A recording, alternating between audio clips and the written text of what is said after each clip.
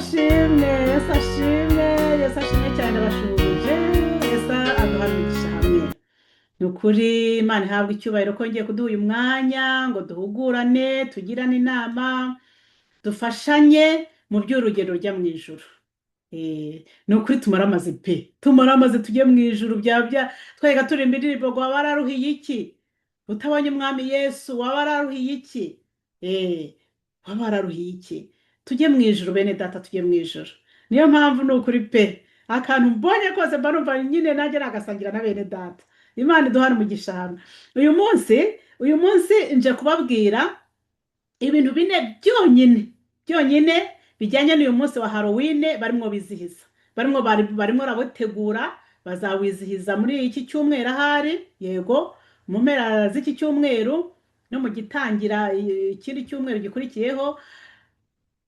Abantu barimo baritegura cyane mu masoko, mu maduka hari ahantu ugiye ukumva no kwinjiramo biguteye ubwoba neza ukabura Yesu umwami.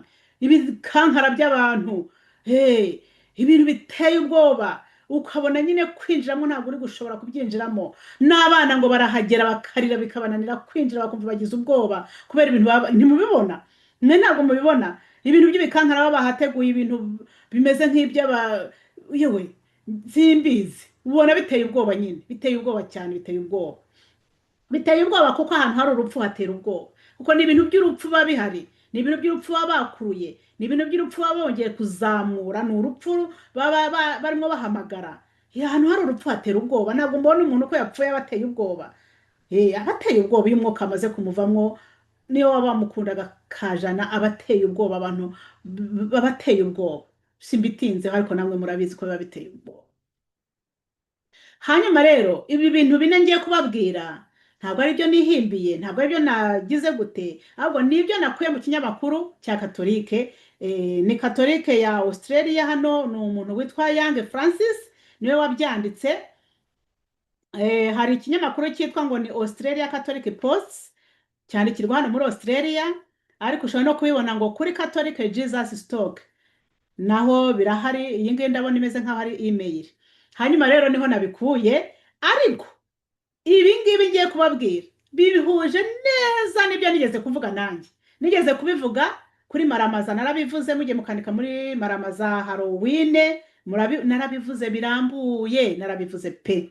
Ariko uyu munsi simvuga byinshi, ndavuga ibintu bine gusa nakuye muri iki kinyamakuru cyanditswe na Young Francis mu 2024. ni uvuga ngo n'umwaka ushize, ubwo bari barimo bitegura kwizihiza Halloween, nibwo yabyanditse abwira abagatolika bose ati nk'abagatolika mugomba kumenya ibintu bine, mugomba kubimenya bijyanye na Halloween. Ariko ngenda ndavuga ngo ntabwo ari abagatolika bonyine bagomba kubimenya, kuko umuntu wese agomba kubimenya. Waba uri umukatolika ugomba kubimenya, waba utari umukatolike ugomba kubimenya. Niba wizihiza Halloween ugomba kubimenya, niba utizihiza Halloween nabwo ugomba kubimenya. Ni byiza tujye tubimenya. Uyu muntu rero nanjye avuga ngo uyu mugabo ntabwo mbizi niba ari umugabo cyangwa ari umugore, ariko yitwa Francis Young. Tubanze dusenga Imana. Mana yanjye, Mana nziza, ndagushimye, uri Mana nziza, uru rukundo urakiranuka, wongeye rwose kudushoboza, wongeye kutuganiriza. Niyo mpamvu nkwinginze Mana kugira ngo umwuka wawe wera abe ari kutuganiriza, atwigishe, aduhe kumenya no gusobanukirwa icyo dushakaho.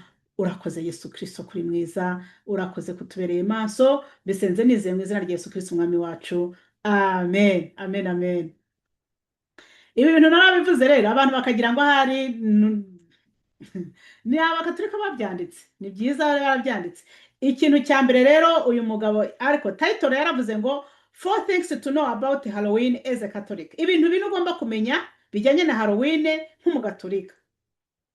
Icya mbere, Halloween has been a Christian celebration since the early 8th century. Pope Gregory wa gatatu first instituted it. Ni ukuvuga ngo Halloween yamye ari umunsi w'abakristo kuva mu kinyejana cya 8, ngo uyu Papa Gregory wa gatatu niwe wawutangije. Ni ukuvuga number 1, ikintu cya mbere ugomba kumenya uri umukatolika utari umukatolika, ikintu cya mbere ugomba kumenya ni uko Halloween ari umunsi w'abakristo, kandi ukaba warabayeho mu kinyejana cya 8.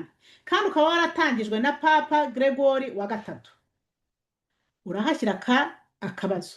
Ese koko Halloween ni umunsi w'abakristo? Ese abakristo arimo avuga ni abahe? Ni abangaba nyine papa wa gatatu Gregory abereye umupapa. Niba atakubereye papa, ndumva utari muri aba bakristo barimo bavugwa bagomba kwizihiza Halloween. Arimo abwira ngo ni uwanyu, nta kibazo, mujye muyizihiza. Niba uri umukatolike nabwo wakwiye kubigiraho ikibazo. Ese koko Halloween nawe urabyemeye, murahamanya na katolike yuko ari umunsi w'abakristo? Uri umukatolike, ndabikuzaniye nanjye rwose. Ntabwo mvuze ngo uyizihize, nta nubwo nkubwiye ngo ntuyizihize, ahubwo ndavuga ngo fata icyawe cyemezo. Ntabwo njye nagufatira icyemezo, kuko mbikubwiye ndabizi ntiwabyemera, ariko wowe ifatira icyemezo. Halloween ni umunsi w'abakristo, nawe ni kubyemera? Urabyemereza, urahuza na kiliziya yawe yuko Halloween ari umunsi w'abakristo ugomba kuyizihiza? Ni ikibazo nkubajije, nawe wifatira icyawe cyemezo. Icyo ni ikintu kimwe. Icya kabiri yaravuze ngo Halloween comes from All Hallows Eve, referring to night before All Hallows Day or Saints Day. Aravuze ati Halloween iva mu ijambo ryitwa All Hallows Eve, aribyo bishatse kuvuga ngo ijoro ribanziriza umunsi w'abatagatifu bose. Ngo Halloween ni igitaramo gitegura umunsi w'abatagatifu bose. Muri umugatolika cyangwa se tuni umugatolika ubyumva, ugerageze atari kuvuga ngo ngenda bivuze. Oya, ntuvuge ngo nturebe ngewe ngo ndimo ndabivuga, ahubwo nibyo ndi mu gusoma, nibyo nawe wakisomera. Ndaza kubaha na link aho nabikuye, nibyo nawe wakisomera. Ahubwo gira umutima ukubwira ngo reka nanjye mbitekerezeho, reka nanjye mbitekerezeho. Iyi Halloween tumaze kumva yuko ni umunsi utegura umunsi w'abatagatifu bose. Halloween ni umunsi utegura umunsi w'abatagatifu bose. Ni ukuvuga ngo Halloween yavuye muri iri jambo bavuga ngo All Hallows Eve. Nicyo bivuga, nicyo bisobanura, niko mbisomye. Halloween comes from All Hallows Eve. Niba ushobora kubyumva urimo urabyumva, niba udashobora kubyumva ndimo ndabigusobanurira. Nicyo ndi kuvuga, ndi gusobanura ibyo nasomye ibyanditse. Rero nawe wibaze nimba iyi Halloween nawe uyumva gutyo ko ari umunsi ukwiye kwizihiza. Icyo ni icya kabiri turangije. Halloween ni umunsi utegura umunsi w'abatagatifu bose. Icya gatatu rero noneho ngo All Hallows tied in 3 days of All Hallows Eve, ariyo Halloween, All Hallows Day, ariyo All Saints Day, All Souls Day. Okay. Iyi Halloween ni ukuvuga ngo igizwe n'iyi minsi itatu iri kumwe yose. Halloween itayidinze mu minsi itatu iri kumwe. Karasobanuye neza cyane. Ngo All Hallows tied iri kumwe, itayidingiye hamwe. Halloween itayidingiye hamwe n'iyi minsi itatu ari gukomeza dusobanurira. Uwa mbere twabonye ni Halloween nyine ubwayo yonyine. Twabonye yuko ni umunsi utegura umunsi mukuru w'abatagatifu bose, ikabibaye ibiri. Umunsi wa gatatu avuzemo hano wa All Saints, All Souls Day. Umunsi wa gatatu ni umunsi wa za roho zose, za roho zose, abantu bose bapfuye. Halloween nayo iri kumwe n'uwo munsi, kandi nibyo koko turakoza tubibone dukurikije n'amatariki nuko bawizihiza. Icyo ni icya gatatu ugomba kumenya. Icya kane ugomba kumenya ngo it is possible to celebrate Halloween in a fun, safe and doctrinally sound way. Ni ukuvuga ngo birashoboka ko wakizihiza Halloween ariko mu buryo buri fani, mu buryo bw'ibikino, mu buryo bushekeje se, mu buryo bukunejeje. Niyo mpamvu yashyizeho n'iki gikankara nabibashyiriyeho iki gikankara yagishyizeho kugira ngo bigaragare nyine ko ushobora kuwizihiza mu buryo bugushekeje bukunejeje buri fani. None se ibi bikankara ntabwo mubona nyine ko ari byo bakoresha, ntabwo mubona ko ari byo bambara, ntabwo mubona ko ari byo biba biteguye no mu mashopu, mu masoko. Ibikankara, ibintu bimeze nk'iby'abapfumu, ibintu bimeze nk'iby'abarozi, ibintu byo kwa satani biteye ubwoba tutazi tutabonye. Iyo bashaka gukina ariya mafilime ateye ubwoba yo kwa satani nibyo bambara. Bana yanjye. Rero uyu nguyu nawe yavuze ati murabyemerewe, murabyemerewe, ibyo bikankara ntacyo bibatwaye, ntimukagira bibatera ubwoba. Murabona ko bafata igihaza bakagiha iforume y'ikintu cy'umutwe ukuntu. Yewe mana yanjye, ngewe numva ibintu binyitereye ubwoba, binyitereye ubwoba, nawe ngira ngo byagutera ubwoba.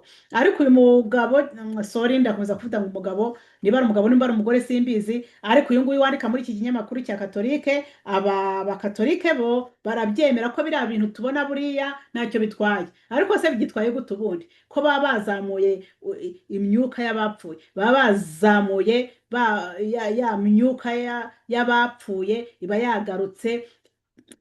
Abagatulika hari uwigeze kumbwira ngo gorega ngo twebwe abagatulika ngo abantu bapfuye ntabwo tubatinya, ngo ntabwo batinya ibintu by'abapfuye, ntabwo batinya ibintu by'abazimu, ntabwo ibyo ntabwo babitinya. Kubikurura bakongera bakabizana mu bantu ntacyo bitwaye. Yewe simbizi, ngewe nanjye numva wakigirira icyawe kibazo uri umuntu w'umukatolike cyangwa se utari umuntu w'umukatolike, ariko ukaba wizihizaga Halloween, wabyibazaho pe.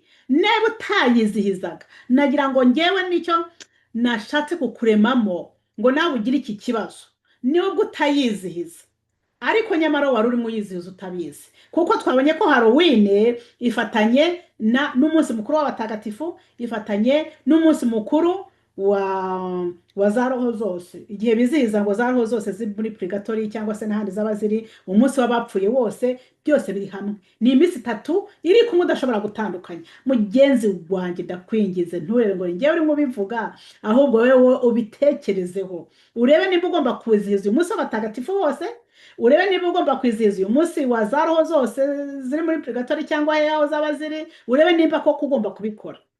Kuko niba urimo ubikora urimo urizihiza Halloween.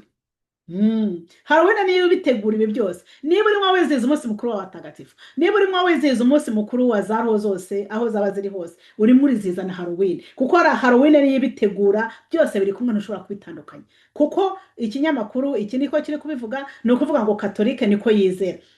Bantu reka mbabwire, Katolike niba hari amadini ashobora gushyira ibintu byabo akabishyira hamwe bakizera ibintu bimwe bose, ni Katolika.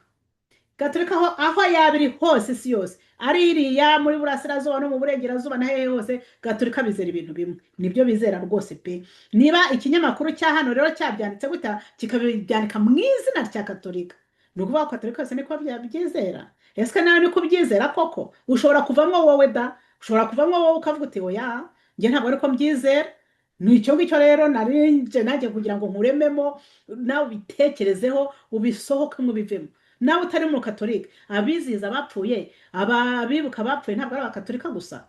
Birababaje ahubwo biteye n'agahinda, sinzi idini baba babarizwamo ni irihe. Njye nari nzi yuko idini ryizihiza abapfuye, ryibuka abapfuye ari idini Katolika ryonyine, ariko n'andi madini yose basigaye babikora, babisigaye bibuka abapfuye. Njye ntabwo mfatanije namwe, reka reka reka, ngewe ntabwo ndi kumwe namwe. Abantu bibuka abapfuye sindi kumwe namwe, nzabivuga, nzakomeza mbivuga, nzakomeza mbisubiremo. Abantu bibuka abapfuye murimo murakurura abazimu, murimo murajya, yewe sinzi izina nakoresha, ariko ntabwo muri kumwe na Yesu Kristo. Ko Yesu Kristo ntabwo yigeze atubwira kwibuka abapfuye, no. Yesu Kristo niwe wapfuye arazuka wenyine, niwe wenyine twibuka urupfu rwe, tukibuka n'umuzuko we. Abandi baragiye, byararangiye,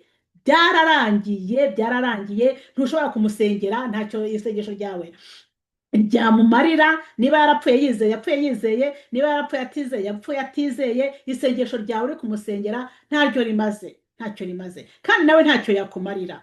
Ntabwo ushaka kumwiyabaza ngo aragira icyo akumarira, arakumarira iki? Nawe ntacyo yimariye se. Byararangiye. Niba yarapfuye yizeye, yapfuye yizeye, niba yarapfuye atizeye, yapfuye atizeye, kwiyambaza umuntu wapfuye ntacyo bikumariye. No kuvuga ngo uri kumunezeza wagiye kumwibuka. Njye ndeba abantu numva barababaje cyane, abantu bapfuye ngo bagiye kubibuka, ngo barimo se burya murabibuka, barimo barabumva, murabibuka ngo bigende bite?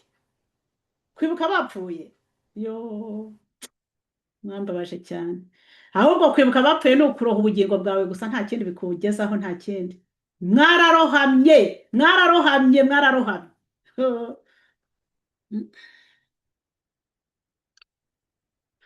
mwami wanjye mwiza ndagushimye uri mwiza urakiranuka ntawuhanye nawe ntawuzahana nawe uri Imana